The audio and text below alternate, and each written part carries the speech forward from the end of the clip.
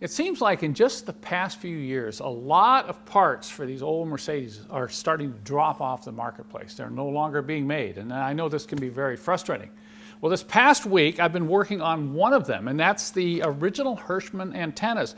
These two antennas are for the 300 TD wagon, so they're very unique and very hard to find. So I'm going to open these up, try to restore them, and then offer them to my customers, because what are you going to do? I mean, it's getting really tough. There's things like, one of the ones that just happened the last few months was the Bosch plastic headlight surround, or what we call the headlight door for the W123, no longer being made.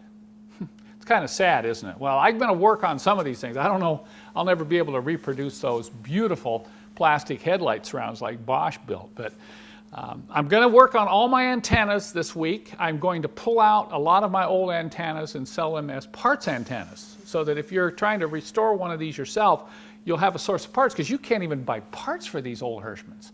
I just want you to know I did a on-demand video on how to open these up and take them apart and test them and restore them. So if you've got one of these you want to fix, be sure and check out that video. I'll put a link somewhere in the news feed on my website taking you to that on-demand video. Now there's one other part that has dropped off for the W123 too, which is no longer available, and I'm going to show you that now. That is a part that is, maybe really important, maybe not important. But once again, I went about finding a way to fix these. Not all of them can be fixed, but some of them can be fixed and you can do it yourself.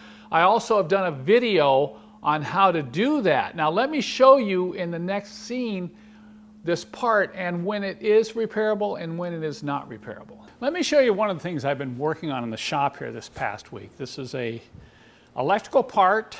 It's called a dash potentiometer, or a rheostat. It's what dims and brightens the light bulbs in behind your instrument cluster. And some of these aren't even available new anymore. And the ones that are quite expensive. So I've been playing around with these, and this just didn't happen this past week, but quite a while ago I figured out how to take these apart and kind of rebuild them. Now they have to be in a certain condition for you to be able to rebuild them, so not every one can be fixed.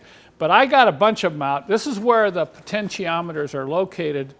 They're on the back of the instrument cluster. They're either located in this position right here or maybe out towards the end. And you can tell it has the white ceramic. That'll give you the clue where it's located, usually held on with just one screw, and it just comes right out. So it's easy to get it out of the cluster, but you're going to need the dash pull tools here if you're going to get the cluster out of the car, okay? That's one other tool you're going to need if you're going to tackle this. Some people think, well, I don't need a dimmer switch. I'll just jump the wire and make my lights bright all the time. But I found that particularly if you're switching over to LED bulbs, it's kind of nice to be able to tune that intensity down, particularly on long night drives. So I prefer to get the potentiometer working again, and so I've got an on-demand video on my website, goes through the whole process of being able to do this. But in this little short clip, I just want to show you what's not repairable. Now this one here, if you look at it, the spring down inside has popped out, but it's still intact. And I'm not seeing a lot of corrosion down inside, so this one is probably repairable. Now in contrast to that, take a look at this one. I pull this one apart, and the spring or resistance wire coil is gone, broken. See that? You can also see there's a lot of corrosion down in there.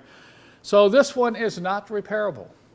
So if you're thinking about the possibility of fixing your own, you might want to give it a quick visual inspection before you plan whether or not you can fix it or whether you have to go out and get another one. Now, particularly for the W123 chassis, there are no new ones available. They're not made anymore, so you'll have to get used.